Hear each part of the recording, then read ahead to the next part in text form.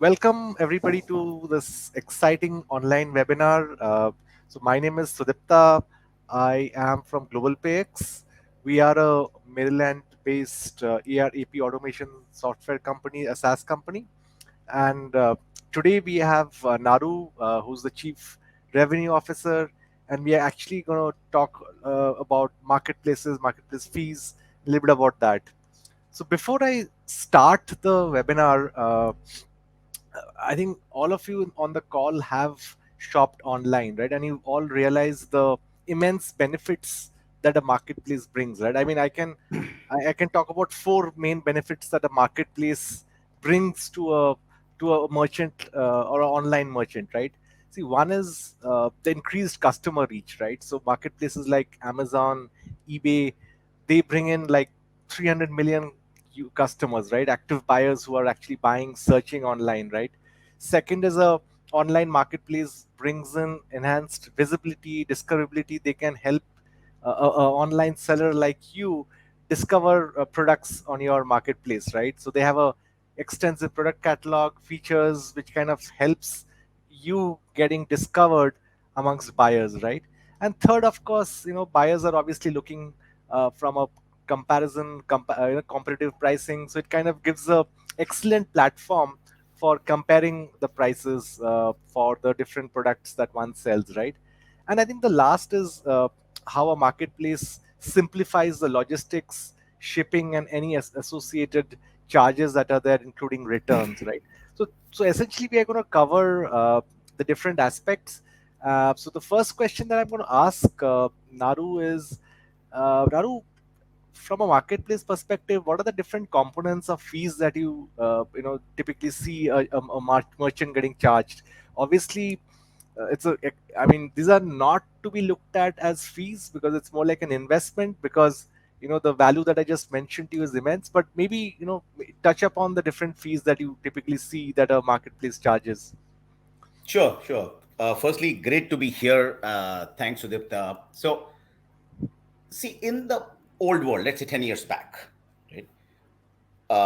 Retailers, sellers, right, used to kind of sell to companies like physical retail, right, like Walmart, Costco's of the world, and probably through dealer distributors, right, into smaller shops and into customers.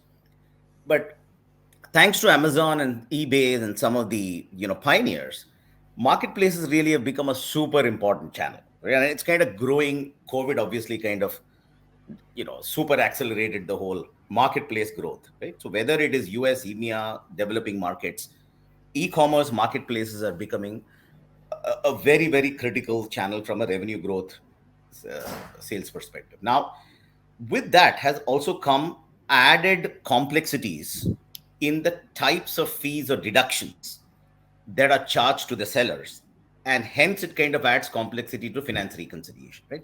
And that's where we play, right? And that's where we specialize as a company. Now, coming back to the type of deductions, right? So broadly you could think of deductions as trade related deductions and other deductions, right? Trade related deductions are things like promotions, markdowns, right? Buy one get one freeze, all of that stuff, which is there in the marketplace like it was there right before with physical retail. In the non trade related deductions, that's where a lot of things are getting added, right? So non trade traditionally was related to price difference, was traditionally related to things like on time in full, traditionally related to goods short supplied, goods damaged, right, kind of stuff, which are there right in marketplaces. But in addition, marketplaces have introduced a whole third category, I would kind of put it, of deductions and fees, such as transportation costs, inventory holding costs, technology costs, commissions, right, which the marketplace kind of levies, returns, right, because most marketplaces kind of enable free returns, right, but that's a huge cost to the seller. Not only the cost of the return good, but also the logistics of the fees around in processing that particular return. So there's a whole new segment or category of cost that's now applicable to sellers if they have to kind of sell to marketplaces. Great, great. Again, like I started, I don't think that marketplaces are really looking them as costs, but more of investments. But I Yep. think they I would say face challenges, right, Naru, with regards to all these different components, the reconciliation. So, if you could highlight where, based on your conversations that you've had with those multiple online merchants, what are those pain points that these online sellers highlight when we have conversations with them? Sure. See, today, already in the past, right, pre marketplaces, pre ecom, reconciliation was not a trivial challenge. Okay, reconciliation, when I say recon, it's when a Walmart or a Costco makes a payment to you. It's typically done on a weekly, fortnightly, monthly kind of basis based on the payout cycles of these large retailers, right? Now, as a seller, I have to do a few things, right, in order to kind of reconcile that into my ERP. Okay, because the invoices or the orders are sitting in the ERP. I essentially need to reconcile these payments against that. That's broadly the reconciliation problem. Now, why is it complicated? And what have marketplaces added to complexities, right? So, what typically happens are a few steps. Firstly, each of these the retailers, marketplaces, they send a remittance or a payment advice in their own format. Okay, it could be an Excel, PDF, it could be on the email body. Often, as a seller, I may not even receive that via email. I may have to log in, right, to an Amazon Walmart portal to download that, right? But essentially, the formats are different. How I receive it is different, right? So that's the first thing. Two is, as a accounts receivables operations, what do I need to do? I need to look at each of those formats and probably translate it into a common Excel sheet or something like that, right? Two, I need to then download my bank statement. I could have one receivables bank, I could have two different banks. I have to download the statements. Three, I have to then reconcile every line in the remittance advice from, let's say, an Amazon to A, whether I've received the money in the bank, B, what are the invoices in my ERP that are open. Because I have to eventually knock off those invoices, right? Payments eventually have to get reconciled to invoices, right? So that really itself is complicated because of the different formats, the thousands of line items, right? Each order is essentially a line item in recon or each invoice, right? It is now becoming even more complicated when you add deductions. And we spoke about deductions in the previous question. Imagine there are, I don't know, 30 different deduction categories in Amazon, 20 different in Target, 20, 30 different in Walmart, each in their own language. Okay. And I'll probably give a couple of examples of that very shortly. Now, imagine each of those deductions could need a particular way of approval and accounting in the ERP.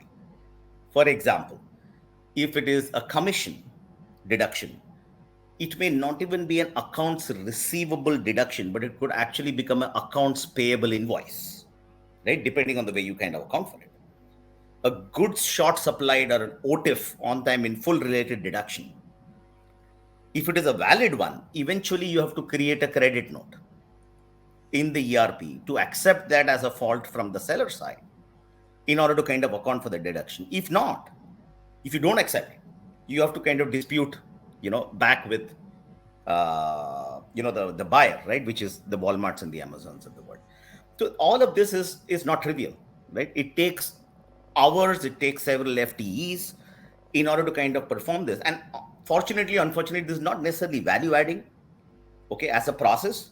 But if you don't do it on time, right, your books may be out of sync. If you don't do it on time, if you don't dispute on time, you may have to take a lot of write-offs, right? So it is a Right. cost of doing business. You just have to do it, and it's becoming more and more complicated. Absolutely, absolutely. That's we understand the pain, and obviously, we are here to kind of discuss in terms of what can or what are the solutions that are available, right, around to solve for the problems or the challenges, right? And what I understand is even before AI became the buzzword, right, ChatGPT and stuff.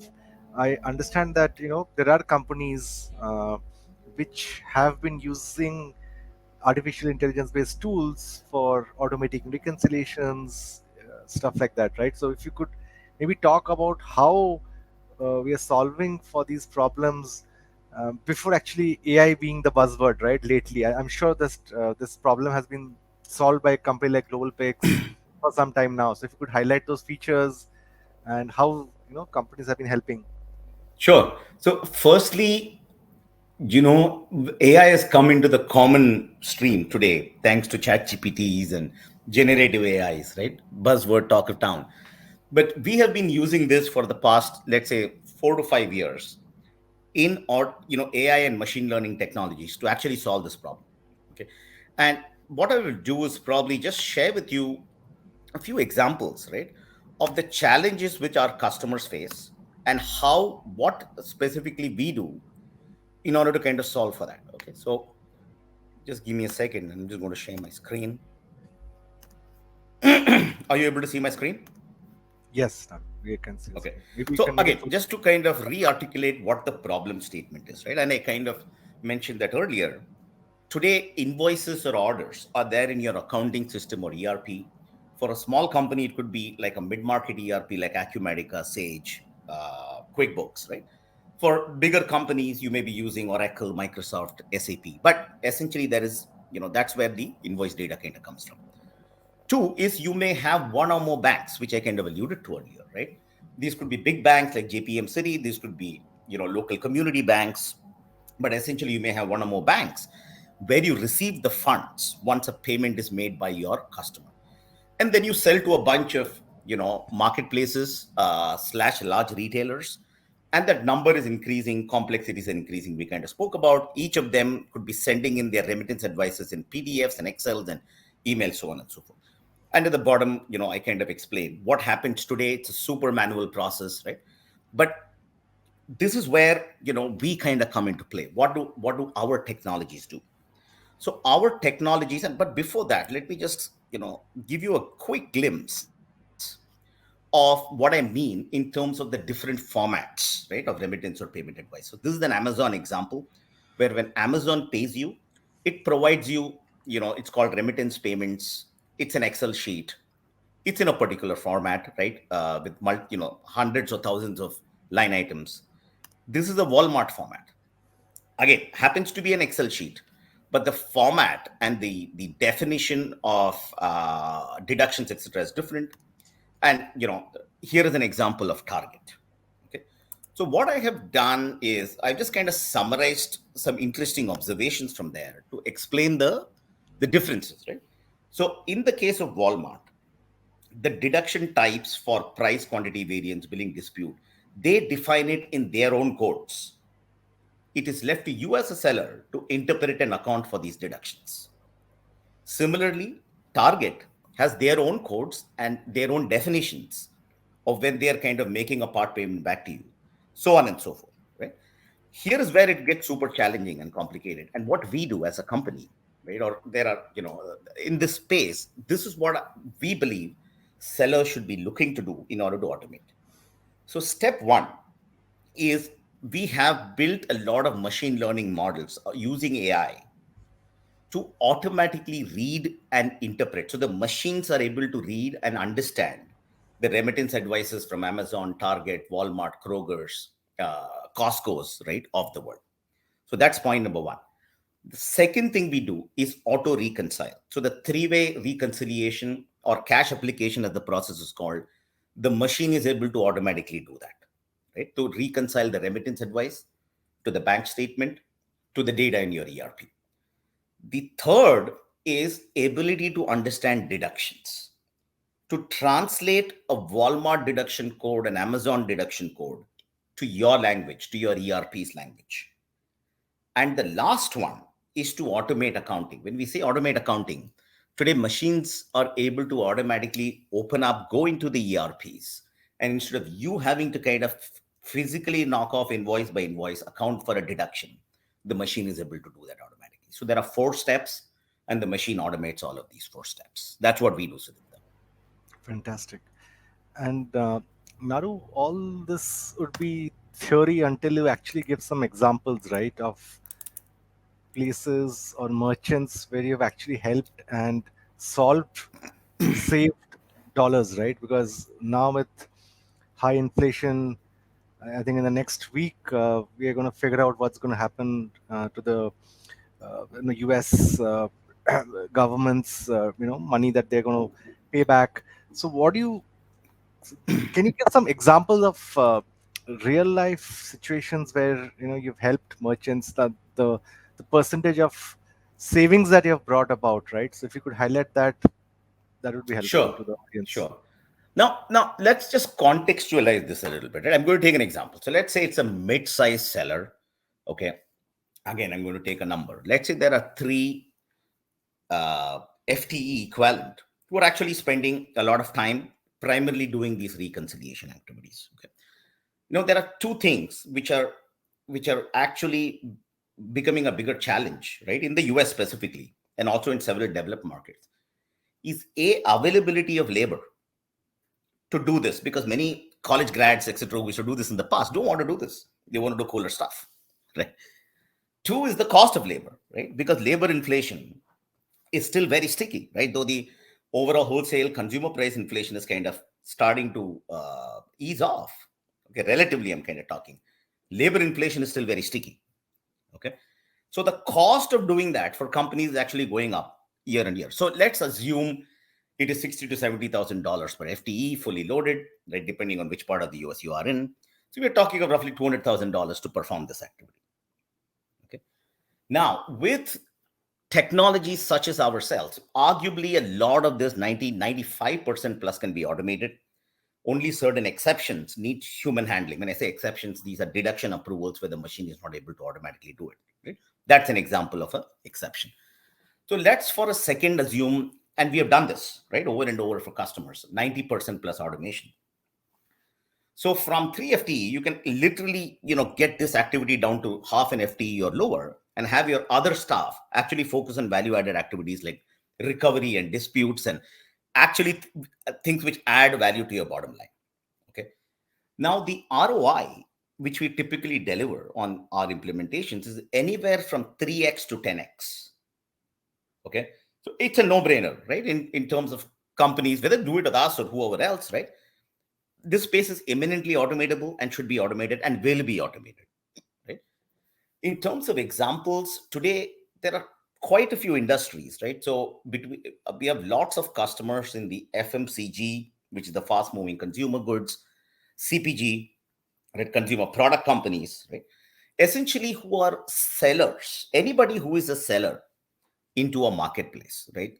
It could be a small company which is sub $50 million in revenue. It could be a mid-sized company, 50 to $500 million in revenue. It could be a large company greater than five. Everybody has this problem, right? And we have customers across each of these segments where we are helping them automate this super fast, right? Our automation takes a few weeks in order to kind of automate all of this. Some specific examples, right? We have like a fairly large CPG company, which has where Amazon is like a very, very big, marketplace for this particular company. We have completely automated, right? What I just explained before. There is another example of a smaller company, right? Which has about, they sell to about 10 different marketplaces in the sports manufacturing, sport goods area. There again, we have kind of automated everything, right? All the way from invoice automation to deductions, identification and automation, etc., etc. So if you're a seller to Amazon, if you're a seller to Walmart, if you're a seller to Tesco in UK, right? If you're a seller to Reliance in India, okay, doesn't really matter. We can solve that problem. Great. So Naru, I know we are touching the 20-minute and we don't want to keep a webinar or a session too long. So I'm going to shoot the last question. So the last question is, assume Naru is ChatGPT and I ask ChatGPT or Naru, if that I want to solve a reconciliation problem, what are the next steps? How do I reach out? What is the what is the time duration to do this? So maybe give me an answer in 3 or 4 bullets for an online merchant who's looking to solve this, right? What is the response ChatGPT will give that to that merchant? Okay. I'm not sure what ChatGPT will give, but I can tell you what Naru will tell that particular Sure. merchant is saying, hey, you can reach out to us through multiple channels. I am available at naru@globalpayx.com, or you can come to our website, www.globalpayx.com. We have a bunch of case studies there. Uh, Two is we are happy to show you, right, an actual use case demo, etc. Three, if you want to, see what happens with to your own data, just throw the data to take one example of a merchant or of a marketplace. uh, Give me your outstanding ledger from your ERP, and lo and behold, within a few days, we can kind of show you what this looks like. See, once we agree to an implementation, it's not complicated, right? We are talking of anywhere from 4 weeks to, let's say, 12 weeks, depending on the extent of ERP integration, the complexity of the ERP, to actually automate your process. So these are the 4 steps, since you asked me for 4 steps. Fantastic. No, no, absolutely. I think that's with ChatGPT. The best part about ChatGPT is you get your response in 3 or 4 bullets, and I think you've answered it beautifully well, right? So, Thank you. so anybody looking to reach out, like Naru mentioned, send a note to him. Go to our website. Looking forward to kind of speaking to you guys soon. So, thank you, everybody. Thanks a lot for the time, and see you soon. Thank you. Thank you. Bye. Bye.